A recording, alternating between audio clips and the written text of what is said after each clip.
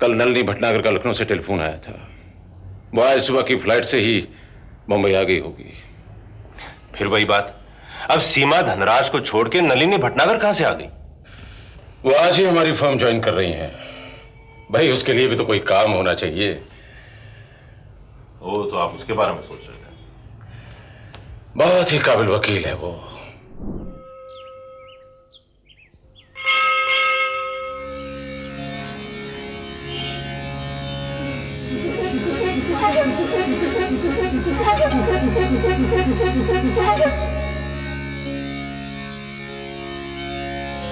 प्रभु प्रभु प्रभु प्रभु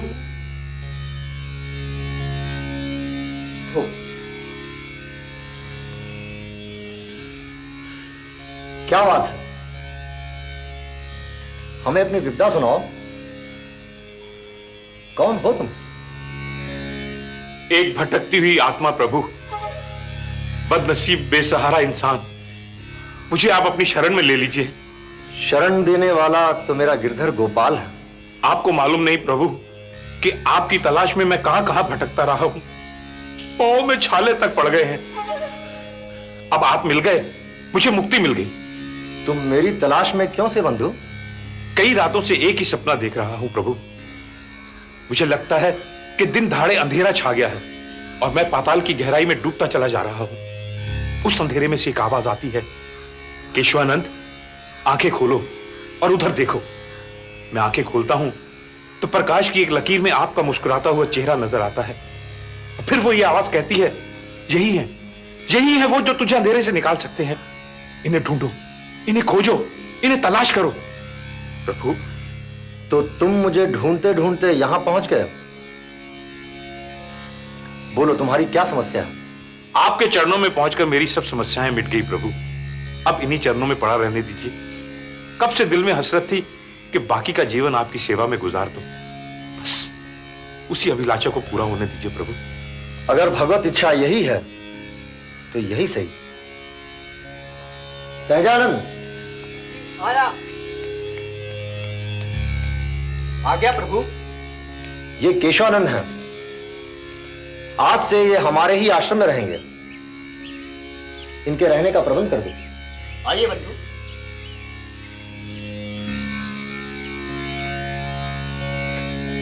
आइए बंधु। आइए। 2 दिन से कुछ खाया नहीं परमानंद जी। मेरा मतलब सहजानंद जी, कुछ खाने को मिलेगा? पहले चलकर आप हाथ मुंह धोइए, मैं भोजन लेकर आता हूँ। जी। वो सामने कमरा है। अच्छा। हाँ, आपके पास कोई सामान है? ये अकेली जान है, यही सामान है। फिर तो आपके लिए बिस्तर और बिछौने की भी व्यवस्था करनी पड़ेगी। जी हाँ, वो तो बहुत जरूरी है। जी, मैं अभी आया। बस मनमोहन, आज से तुम मर गया और तेरी जगह केशवानंद ने ले ली। अब तू पुलिस के हाथों नहीं आएगा। लेकिन हर रोज रात को जो हिचकी लगती है उसका क्या होगा? खैर, उसका भी कोई ना कोई बंदोबस्त हो ही जाएगा।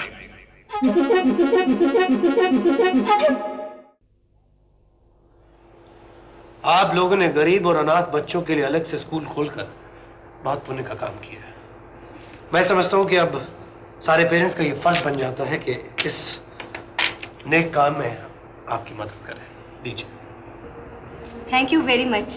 हम तो पहले से आपके बहुत आभारी हैं। 2-3 बच्चे तो आप ही के डोनेशंस पर पढ़ रहे हैं।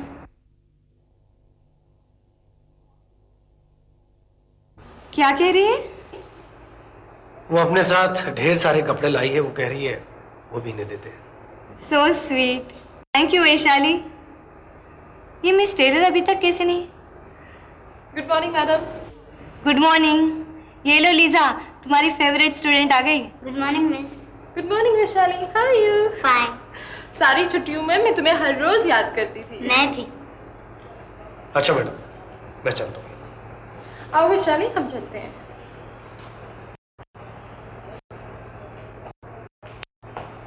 मैडम, वैशाली का ख्याल रखिएगा। You don't worry. आप नहीं जानते मिसेस धनराज के बारे में जानकर हम लोगों को कैसा दुख हुआ। वैशाली मिस टेलर से बहुत प्यार करती है इसलिए घबराने की कोई बात नहीं। Thank you so much.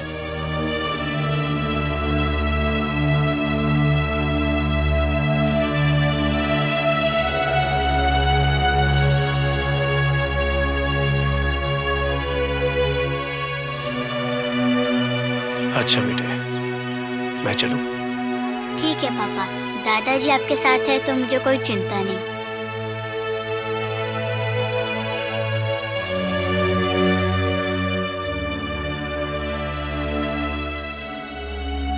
पापा स्माइल। पापा आप क्या कहते हैं जब मैं उदास होती हूँ तो? चीज, है ना? आप भी कहिए।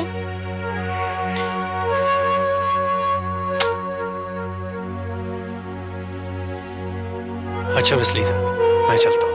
ओके। आप कितना ख्याल रखती हैं इसका? उल्टा ये वैशाली ही मेरा ख्याल रखती है mister Dhanraj. I really missed her. Okay, bye. Bye bye बेटे। बाय।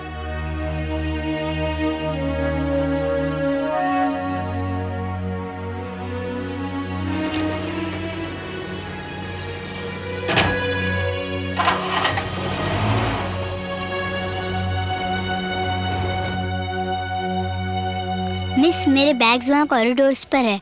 पोर्टर से मैंने कहा है, वो अभी लेके आएगा। मिस सब आ गए?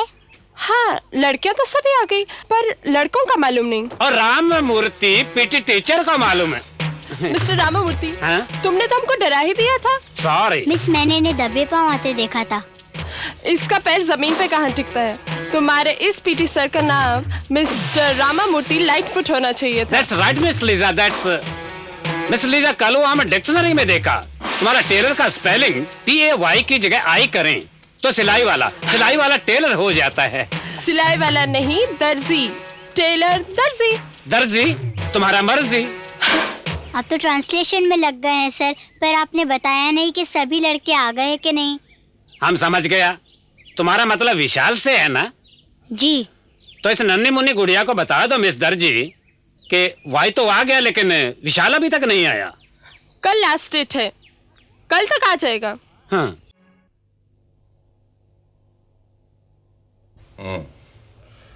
मैं सोच रहा हूं कि तुम्हें आदित्य धनराज का केस लेना ही चाहिए। बहुत ही दिलचस्प मुकदमा होगा। केस है तो इंटरेस्टिंग, लेकिन इसे तैयार करने में बहुत वक्त लगेगा। अभी तक तो शक की बिना भी तय नहीं हुई है और किसी को यह नहीं पता कि मिसेस सीमा धनराज के मर्डर के पीछे किसका क्या मोटिव था। हाँ वो तो है। मैं सोच रहा हूं कि हमें अपनी तरफ से इन्वेस्टिगेशन शुरू करा देनी चाहिए ताकि इस मिस्ट्री की तह तक हम जल्द से जल्द पहुंच सकें। अधिकारी साहब, अभी तक तो आप मेरे मुकदमे की बारीकियों के पीछे लगे हुए थे। ये एकदम से मिसेस सीमा धनराज का मर्डर केस बीच में कहां से आ गया? इस दिमाग का क्या करूं, मालूम नहीं हर वक्त किस किस उलझन में उलझा रहता है। बात दरअसल यह है कि कल नलिनी भटनागर का लखनऊ से टेलीफोन आया था।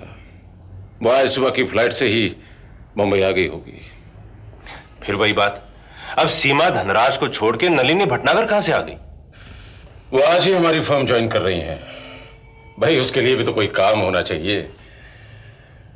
ओ, तो आप उसके बारे में सोच रहे थे? बहुत ही काबिल वकील है वो, बहुत ही काबिल वकील।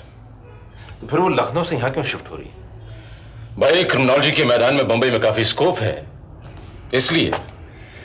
Anyway, let's finalise the draft. कहां पर छोड़ा था मैंने इस सेंटेंस पे? हाँ, यहां पर इस सेंटेंस में मे की जगह मस्ट होना चाहिए। यहां मे का इंटरप्रिटेशन मस्ट ही है। अब इसके पहले और इसके बाद के सेंटेंसेस पढ़िए। ठीक है, हाँ, यू आर राइट। अब तो इल्लत के मियाद के खत्म होने में भी कम वक्त रह गया होगा। मुझे नहीं लगता कि तुमने मिन्नी पर लगाए गए इल्जामात को साबित करने के लिए सबूत इकट्ठा किए होंगे। सब कुछ हो जाएगा अधिकारी साहब, वक्त से पहले ही सब कुछ हो जाएगा।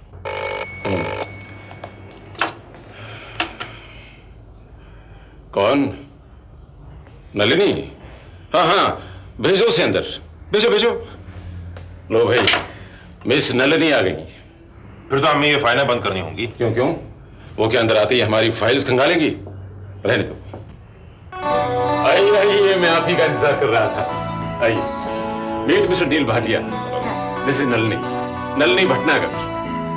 अधिकारी साहब अभी अभी आप ही की बात कर रहे थे। खुदा खैर करे। वैसे अधिकारी अंकल हमें भी आपके बारे में बहुत कुछ बता चुके हैं लखनऊ में। मेरा मतलब है कि आपकी काबिलियत के बारे में। इनकी तो आदत है मुझ जैसे निकम्मों को आसमान पे चढ़ाने की।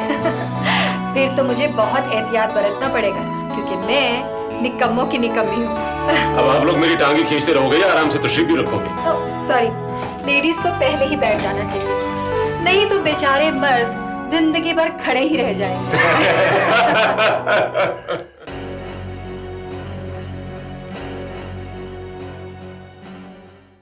आपका साथ ही हमारी ताकत है।